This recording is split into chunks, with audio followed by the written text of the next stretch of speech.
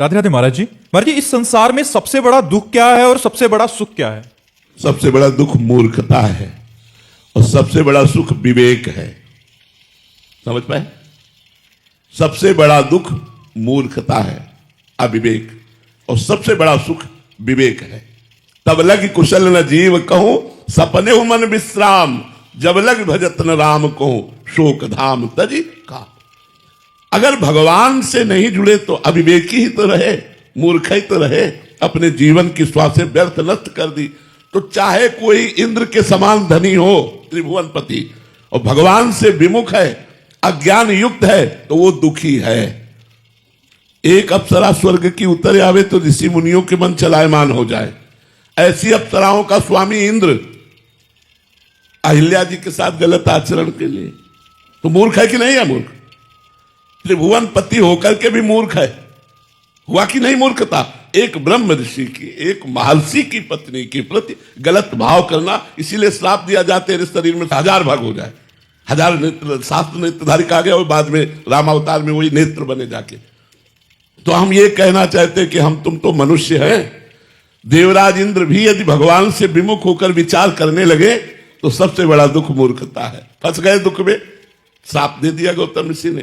तो दुख का मूल, सबसे बड़ा दुख अज्ञान, मूर्खता। एक साधारण उदाहरण में बता रहे हैं। 2 पंडित बैठे हुए थे, तो एक भगत आए और बोले चलो निमंत्रण प्रसाद पालो। तो भूखे थे, उन्होंने कहा यार ये तो बहुत अच्छा हुआ। दोनों गए, प्रसाद पाए, तो 11-11 रुपया दक्षिणा दी भगत ने। अब दोनों दरवाजे से निकले तो भगत ने दोनों के चेहरे देखे, तो एक प्रसन्न थे और एक दुखी थे। जो प्रसन्न थे उनसे पूछा आप खुश क्यों हो? बोले आज भोजन का भी ठिकाना नहीं था, तो भोजन भी मिला, 11 रुपया मिले, इसलिए खुश है। दूसरे से पूछा तुम दुखी क्यों हो? बोले हमने सोचा चाहत कोई जजमान मिलेगा, 51 रुपया देगा, तुमने 11 दिया, 40 का घाटा हो गया, इसलिए मैं दुखी हूं। अब आप बताइए दुख का कारण क्या है? मूर्खता। अगर आप विवेकवान हैं तो आप गरीबी में बड़े सुख से रह लेंगे, रोग होते हुए भी बड़े सुख से जी लेंगे। और मूर्ख हैं तो अरबपति होते हुए भी सुसाइड की बात आ जाएगी। इस संसार ऐसा है कि इसमें सुख कुछ है ही नहीं, दुखालयम है। तो अब तुम्हें कोई संसार की वस्तु तो बता नहीं सकते। देवराज इंद्र पद की भी बात बता दी कि अगर भगवान से विमुख है तो उस समय वो भी मूर्ख है और उनके द्वारा मूर्खता हो गई। तो सबसे बड़ा दुख, दुख का कारण अज्ञान, अज्ञान को ही मूर्खता कहते हैं। और सुख, सबसे बड़ा सुख विवेक, विवेकवान, शांत। एक उपासक गंगा जी की तरंगे देख करके ऐसे भगवत चिंतन करते हुए शांत बैठा था। तो एक उनका दोस्त आया, उसने कहा शांत क्यों बैठे हो, कुछ करो। बोले क्या करें? कोई व्यापार नौकरी, कुछ ऐसे बैठे क्यों हो? बोले ठीक है, व्यापार नौकरी करेंगे तो क्या होगा? बोले धन मिलेगा। धन मिलेगा फिर क्या करेंगे? बोले आराम से खाएंगे, शांत बैठेंगे। बोले शांत बैठे तो हैं, शांत बैठे तो क्यों परेशान कर? चल, सबका परिणाम क्या चाहते हो? शांति। वो विवेक में है, वो धन में नहीं है। अगर धन से किसी को शांति हो तो एक अंक बोल दो कि मुझे इतना चाहिए, और फिर आप देखो कि उस अंक की प्राप्ति वाले कितने लोग हैं जो अशांत है। जिस अंक को आप चाहते हो कि अगर इतना रुपया हो तो मैं सुखी हो जाऊं, तो उतना रुपया वाला है भारत में, लेकिन वो सुखी नहीं है, वो शांत नहीं है। वो भी सुख शांति के लिए खोज कर रहा है, लेकिन गलत दिशा में। ऐश्वर्य में, वैभव में सुख नहीं है। सुख भगवान के नाम में, भगवान के रूप में, भगवान की लीला में, भगवान के धाम में है। संसार को भगवान ने दुखालयम अशाश्वतम कहा है। तो सबसे बड़ा सुख विवेक और सबसे बड़ा दुख अज्ञान, मूर्खता। महाराज जी, इसमें वो है कि जैसे आपने बोला सुख और दुख, महाराज जी हमें तो जो दुख है वो हमें सुख नजर आ रहा है, और जो सुख है वो हमें दुख नजर आ रहा है। तो वो प्रकट में भी, क्योंकि मन भोगता है। देखो, जब भगवान ने कहा परिणाम में दुख है, तो तुमको भी नजर दुख ही आएगा, देख लेना। तुम शरीर को सुख मान रहे हो, ये शरीर एक दिन छूटेगा, ये शरीर एक दिन तुमको रुलाएगा, इससे किए हुए कर्म दुख देंगे। और जब दुख आएगा शरीर में ना, तब तुम्हें पता चलेगा कि परिणाम दुख ही है। अगर सुख चाहना तो भगवान से चित्त जोड़ो। ये शरीर सुख में नहीं, ये संसार सुख में नहीं, अज्ञान के कारण सुख में दिखाई दे रहा है। आप भी जान रहे हैं कहीं ना कहीं, हर भोग भोगने के बाद आप अशांत हैं, अतृप्त हैं, आपको चाहिए ये चाह कब तक नहीं मिटेगी जब तक भगवान से नहीं जुड़ोगे। चाहिए, सबको चाहिए, सब कोई बैठा हुआ है यहां, सब देख लो चाहिए। अब वो चाह अलग अलग होगी लेकिन चाहिए। मुझे कुछ नहीं चाहिए ये वही कह सकता है जिसने भगवान से चित्त को जोड़ा है। जा ही न चाहे कबहु कछु तुम सन सहज सने बसो निरंतर तासुर सो राउर निज गे। महाराज जी इसकी यात्रा बहुत लंबी है तो बीच का बहुत वो मन जलता है और ये तत्कालिक सुख मिलता इसीलिए कहा गया है भजन न होई संग बिनु भजन बिना नहीं प्रेम छिन्हु भजन न छाड़िए धरिए यह ध्रुव नेम। बिना संतों के संग के यात्रा पूरी नहीं होती, न प्रारंभ होती है न पूरी होती है। प्रारंभ भी है तो प्रथम भगत संतन कर संगा। ये अध्यात्म की यात्रा सत्संग से ही प्रारंभ होती है और सत्संग में ही मध्य होता है और सत्संग में ही विश्राम है। आप ये समझो जो बड़े सिद्ध महापुरुष वो क्या करते हैं, सत्संग ही तो करते हैं। आप सनक सनंदन सनातन सनत कुमार जी आपस में बैठकर एक प्रवक्ता बन गया, 3 श्रोता बन गए, महामहिम भगवान की चर्चा सुनते रहते हैं। तो साधन भी सत्संग है और यात्रा भी सत्संग है और साध्य भी सत्संग है। अगर सत्संग ना मिले तो साधक लड़खड़ा के गिर जाएगा, माया में इतनी फिसलन है। अगर हमें रोज सत्संग मिले तो नया उत्साह बनता है, हम भी परमार्थ में चल सकते हैं। देखो बहुत से भाई ऐसे हैं जो आके यहां बोले कि हम शराब छोड़ दिए, हम मांस छोड़ दिए, 2 साल पहले, 6 महीने पहले आए, आज हैं, लेकिन सत्संग ने सुधार उनका 2 साल पहले शुरू कर दिया था।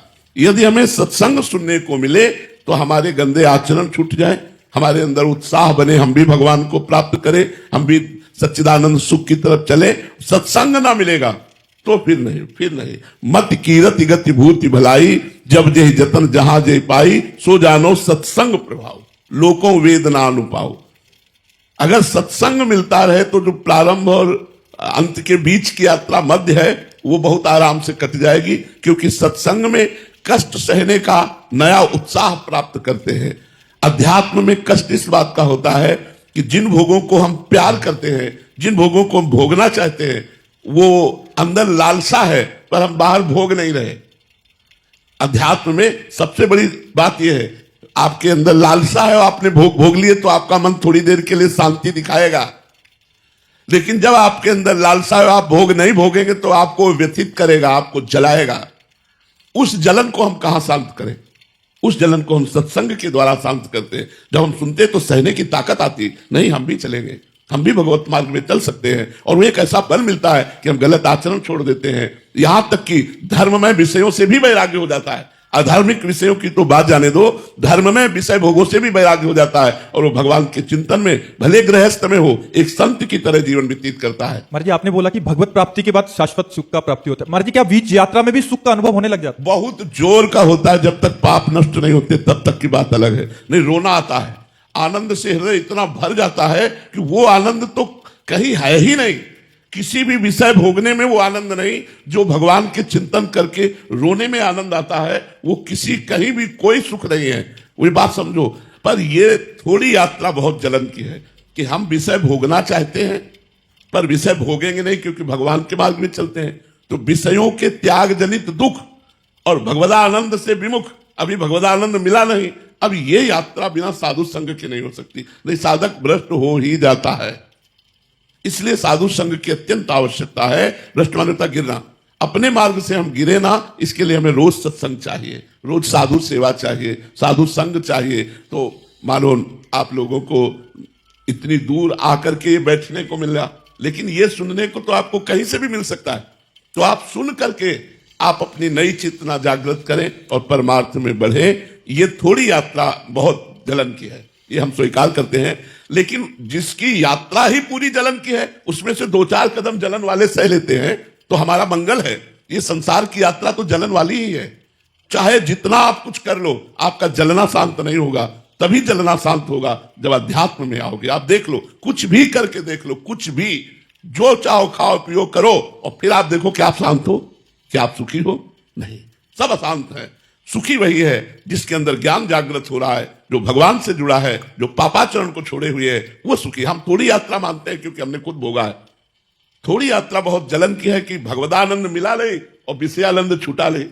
उसको भोगने की इच्छा है तो भोगेंगे नहीं, क्योंकि धर्म विरुद्ध है हमारे, पर भोगने की इच्छा है और भगवान मिले नहीं, भगवदानंद मिला नहीं, तो उस समय साधक को जो जलन सहनी पड़ती है उसी का इनाम भगवान देते हैं, अपनी दिव्य लीला में सम्मिलित कर लेते हैं। अपने दिव्य धाम को देते, छोटी मोटी बात थोड़ी है। तो थोड़ी जलन तो सहनी पड़ेगी।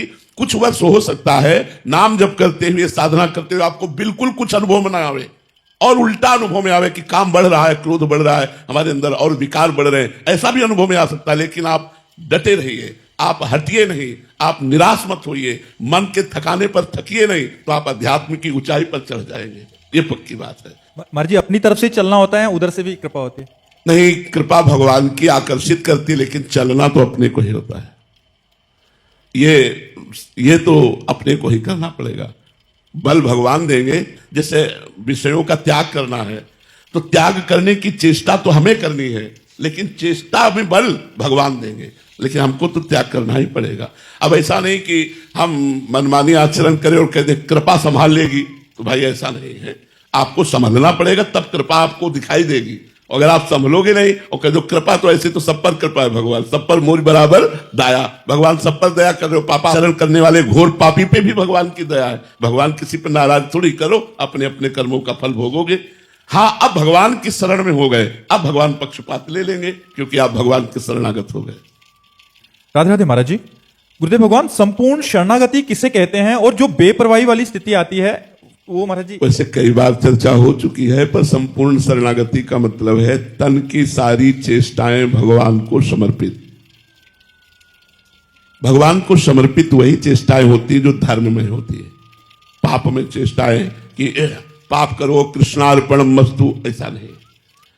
जैसा शास्त्र आदेश करता वैसे चलना चाहिए। जो धर्ममय आचरण है उनको भगवान को समर्पित करना। तो जो भगवान को समर्पित करने की उत्साह रखता है वो पापाचरण क्यों करेगा? क्योंकि उसको हर आचरण भगवान को तदर्पिता किलाचारिता, हर आचरण भगवान को समर्पित करना है। तो प्रतिकूलस्य विसर्जनम, जो भगवान के आज्ञा के प्रतिकूल आचरण है उनका त्याग, और भगवान की आज्ञा के अनुसार कर्म करना और कर्म को भगवान को समर्पित कर देना, ये तन की शरणागति हो गई। वाणी से भगवान का यश गान करना, नाम कीर्तन करना, नाम जप करना, सत्य मृदु हितकर बोलना, वाणी समर्पित हो गई। मन से किसी का बुरा ना चाहना, गंदे विचार ना करना, गंदा संकल्प ना करना, भगवत विचारों में रहना, भगवत नाम का चिंतन, भगवत मंत्र का चिंतन, भगवत रूप का चिंतन, भगवत सेवा संबंधी संकल्प करना, तो मन शुद्ध, तन शुद्ध, मन शुद्ध, वाणी शुद्ध, तो स्वयं तो सच्चिदानंद में भगवान का अंश शुद्ध ही है, फिर पूर्ण शरणागत हो जाती है। अशुद्ध मन शरणागत नहीं होता। वो शरणागति का प्रारंभिक स्टेज भले ठीक है, लेकिन पूर्ण शरणागति में शुद्ध तन, अमलई निर्विकार, तनुवांग मनोभिर अमलई सोहम तवई वास्तिता। अमलई माने कोई विकार नहीं, कोई कामना नहीं, कोई चाहत नहीं, कोई पाप नहीं। तो शुद्ध तन, शुद्ध मन, शुद्ध वचन, तो हमारा भी शुद्ध स्वरूप है, वो सोहम तवई वास्तिता। वो प्रियालाल के पूर्ण शरणागत माना जाता है। प्रारंभ में वचन से शुरू होती है, नाथ मैं आपकी शरण में हूं। द्वितीय आचरणों से शुरू होती है कि भगवद अर्पित आचरण। तृतीय फिर मन से शुरू होती है, मानसिक सेवा। और चतुर्थ में स्वयं समर्पित हो जाता है। स्वयं समर्पित हो गया तब पूर्ण शरणागति होती है। महाराज जी, साधक जब चलता है तो वाणी से भी करता है, अंदर से भी होता है, फिर भी जब गलती होती है, फिर जलन होती है, फिर वो भी जलन भी शरणागति का ही एक स्वरूप है। हमारे देखो, गलती तो तब तक होती रहेगी जब तक पूर्ण भगवान का ज्ञान नहीं होगा। गलती होती रहेगी, तब तक होती है, बड़ी ऊंचाई तक होती रहेगी। महाराज जी, आपने बोला ना कि वो उससे गलती होती नहीं है, बट फिर महाराज जी हम नहीं, वो जब अहम समर्पित हो जाता है। जब तक अहम समर्पित नहीं होता तब तक त्रुटि हो सकती है। ये बहुत लंबा खेल है। इसे कोई ऐसा न समझे कि साल 2 साल माला चला लेंगे तो हम विजयी हो जाएंगे, ऐसा नहीं है। ये बहुत अध्यात्म का प्रोसेस है, धैर्य पूर्वक चलना पड़ेगा। अगर हमसे त्रुटि हो जाती है तो वो मेरी कमी है और मैं उसे सुधारने की भगवान की कृपा बल से कोशिश करूं और भगवान से क्षमा याचना मांगूं और चलूं। उसे अपनी गलती समझे, उसे अपनी कमी समझे और उसे दूर करने की चेष्टा करे। निर्दोष मन, निर्दोष तन, निर्दोष वाणी पूर्ण शरणागत होती है। जब तक दोष है तो शरणागत का प्रोसेस शुरू है, पूर्ण शरणागति नहीं है। फिर नाटक माना जाता है, फिर नाटक वो सही नहीं। एक बार जब हमें दुख हुआ कि हमसे गलती हो गई तो हमसे दोबारा गलती नहीं होनी चाहिए। दोबारा अगर कहीं बाई चांस हो भी जाए तो तिबारा नहीं होनी चाहिए। बहुत फिसलन वाला मार्ग है, इसमें गलती कोई खास बात नहीं है, पर दोबारा नहीं होनी चाहिए। बार बार करने वाला तो फिर वो गलत नहीं, वो नाटक करता है गलती मानने का। वो गलती वास्तविक माना नहीं, क्योंकि बार बार वही कर रहा हो, कह रहा मैं सॉरी, तो ये नहीं माना जाएगा। बार बार नहीं माना जाएगा। एक बार मान लिया, दोबारा मान लिया, लेकिन फिर बार बार नहीं माना जाएगा। इसलिए अगर अपने भगवान के जनों से ऐसी कभी भूल चूक तो बहुत सहज में वो कृपा करके बचा लेते हैं।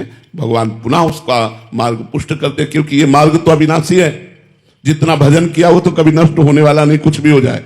अगर हमसे पाप बना, कोई अपराध बना, तो उसको बीच में दंड देकर भुगताया जाएगा और फिर आगे बढ़ाया जाएगा। उसके भजन का नाश तो हो नहीं सकता। तो वो तपस्वी, वो भजनानंदी जितना भजन किए वो तो सुरक्षित रखा हुआ है। अपराध हुआ, उसका दंड भोगा और फिर वहीं उसी स्थिति से वो थोड़े कि काका गागा पढ़ेगा, उसी स्थिति से वो चल पड़ेगा। तो उसकी तेज चाल है, तो जो रुकावट हुई थी वो सेकंडों में खत्म हो जाती है और आगे बढ़ जाता है। भगवान कृपा न करे तो रुकावट ही रुकावट है मार्ग में, और भगवान कृपा करे तो ऐसे ही देर न लगे। सीम की चाप सके को तासु, बड़ रखवार रमापति जासु। तो भगवान का आश्रय लेकर बहुत बार गलती न करे।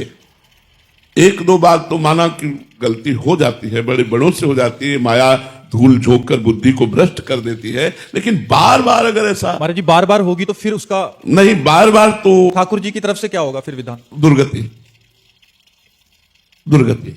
आपने एक बार बोला था कि फिर ऐसी बेइज्जती कराएंगे। हाँ, वो अगर मतलब उनकी दृष्टि पड़ गई कि अब सुधारना ही है, तो फिर ऐसा सुधारेंगे कि तुम उस गली में नहीं जाओगे।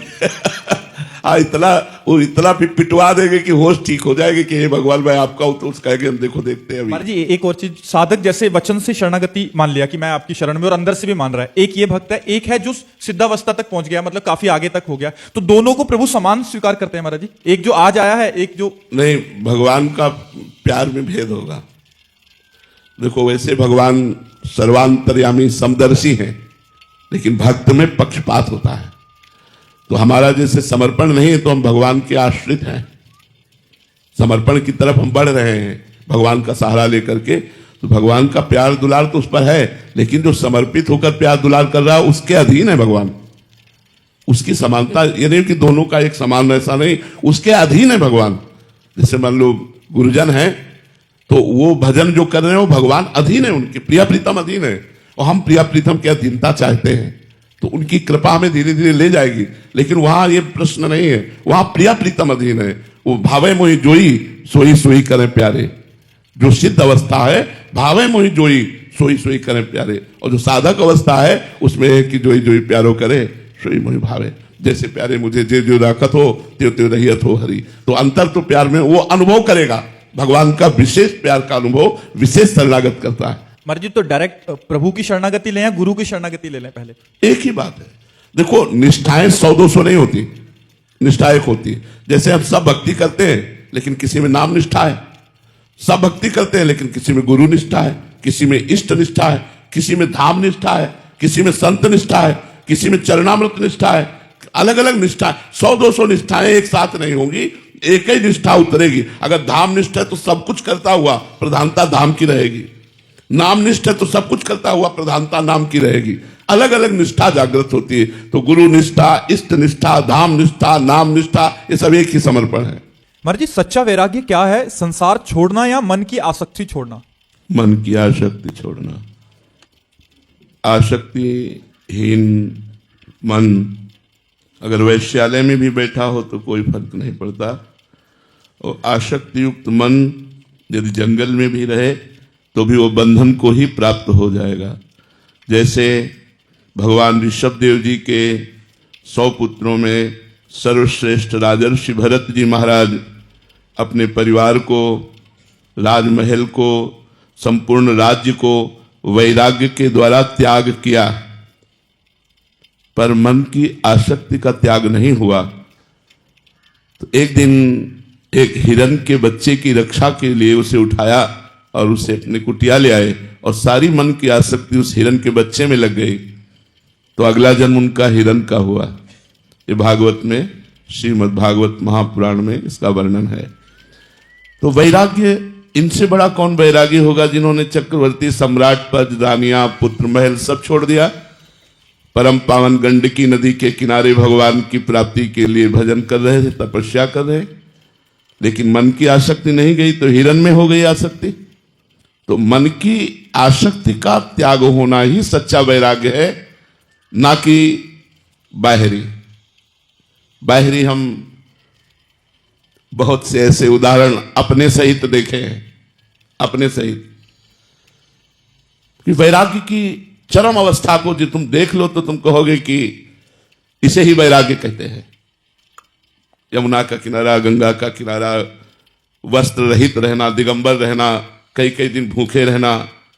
लेकिन अगर मन में आसक्ति का थोड़ा भी लेश है, जैसे चिंगारी, तो ज्वाला बनते देर नहीं लगती। ऐसा लगता है कि मैंने मिटा दिया, लेकिन वो चिंगारी बनी रही, और चिंगारी को फूस मिला तो ज्वाला बनने में देर नहीं लगी। तो मन की अगर थोड़ी भी आसक्ति, थोड़ी भी कहीं संसार में किसी भी भोग में, किसी भी सुख में है, तो बाहरी वैराग्य धारण करने पर भी अंदर से उसे कमजोर कर देगी, तोड़ देगी। वो उसको अनासक्ति से आसक्ति में बदल देगी। और अंदर का वैराग्य, चक्रवर्ती सम्राट महाराज अम्बरीश ना तो राज्य छोड़ा, न राज्य महल छोड़ा, न राजरानियां छोड़ी, लेकिन सब कुछ छोड़कर उसी महल में अनासक्त होकर रहते थे, जिनकी सुरक्षा के लिए भगवान का परम पावन सुदर्शन चक्र रहता था। इसलिए बाहरी वैराग्य का भी महत्व है साधक के लिए, पर वो पूर्णता नहीं है। पूर्णता आंतरिक त्याग का नाम है, आंतरिक आसक्ति नहीं है। और बाजार में बैठा हुआ तो समाधिस्थ है। अगर आंतरिक आसक्ति का त्याग नहीं हुआ तो गुफा में बैठा हुआ भी विषयासक्त है। हम बाहरी वैराग्य की तुलना में गुफा वाले को श्रेष्ठ कह सकते हैं। कोई यमुना किनारे रहता है, वो गंगा किनारे रहता है, वो हिमालय की गुफा में रहता है, लेकिन एक अनासक्त घर में रहते हुए भी उस ऊंचाई को छू लेगा जो एक बाहरी वैराग्य धारण किए हुए अंदर से आसक्ति रखने वाला कभी नहीं प्राप्त कर सकता। तो खास बात है सावई मनः कृष्ण पदारविंदयो, मन का भगवान के चरणों में लग जाना। अन्यत्र सबसे लगाव हटाकर एकमात्र प्रभु में लगाव लग गया तो आप गृहस्थ में रहते हुए भी संत हैं। भगवान श्री राम विभीषण जी को संत कहते हैं। विभीषण जी ने बाहरी कोई वैराग्य नहीं धारण किया था, लेकिन अंदर से पूरे अनासक्त महावैरागी। रावण की राक्षसी पूरी लंका में रहते हुए भी ऐसा भगवान से आसक्ति कर ली कि भगवान देखते ही कह रहे, तुम सारीखे संत प्रिय मोरे, धरो देह नहीं आन निहोरे। तुम्हारे जैसे संतों के लिए मैं अवतार धारण करता हूं। विभीषण जी को जब रावण ने लात मारी तो विभीषण जी ने कहा, तुम पितु सरिस भले ही मोहि मारा, राम भजे हित नाथ तुम्हारा। तो भगवान देवाधिदेव महादेव शंकर जी बोल उठे, उमा संत कही है बड़ाई। भगवान शंकर भी संत कह रहे हैं और राम जी भी संत कह रहे हैं विभीषण को। तो विभीषण बाहरी पोशाक, रावण का भाई और प्रधानमंत्री, बाहरी पोशाक कोई ऐसी नहीं है, लेकिन आंतरिक अनासक्त महापुरुष है। केवल भगवान के चरणों की प्रीति उनके मन में बसती है। तो सब शास्त्रों का और सब संतों का जो एक मत है, मन का यदि संसार में लगाव है तो वो पूर्ण वैरागी नहीं है, बाहरी वैराग्य धारण किए हुए भी। और यदि मन संसार से अनासक्त होकर परमात्मा में लग गया है, प्रभु में लग गया है, तो धन्य है उसका वैराग्य, जिसका अनुराग प्रिया प्रीतम में है, जिसकी आसक्ति प्रिया प्रीतम में है।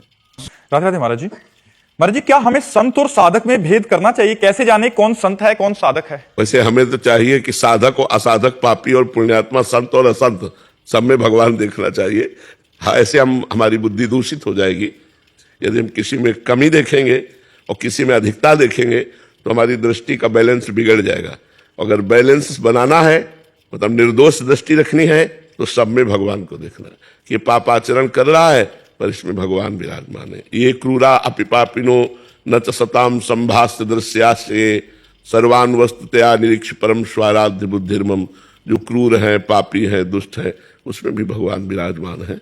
हम सब में भगवान देखे, साधक में भी भगवान देखे, सिद्ध में भी भगवान देखे, पापी में भी भगवान देखे, पुण्यात्मा में भी भगवान देखे, तो हमारी दृष्टि ठीक हो जाएगी। अगर हम ये पहचान शुरू किए ये तो संत, तो आप किसी को भी संत नहीं देख पाएंगे, क्योंकि आपका जो नापने का थर्मामीटर है वो प्राकृतिक है। तो आप प्राकृतिक कैसे जान पाओगे? अब उनकी बाह्य चेष्टाओं से हम उनको नहीं पहचान सकते। बाह्य चेष्टाएं अवधूत और बालवत हो गई, बालकों जैसी हो गई। अब उनकी चेष्टा प्रकृति के अंतर्गत नहीं, परमात्मा स्वरूप है। और हमारी बुद्धि प्रकृति के अंतर्गत है। तो प्रकृति के अंतर्गत थर्मामीटर से प्रकृति से अतीत महापुरुषों को हम कैसे पहचान सकते हैं? इसलिए हम सबको भगवत स्वरूप से प्रणाम करें और अपनी बुद्धि को शुद्ध रखें, अपने नेत्रों को पवित्र रखें।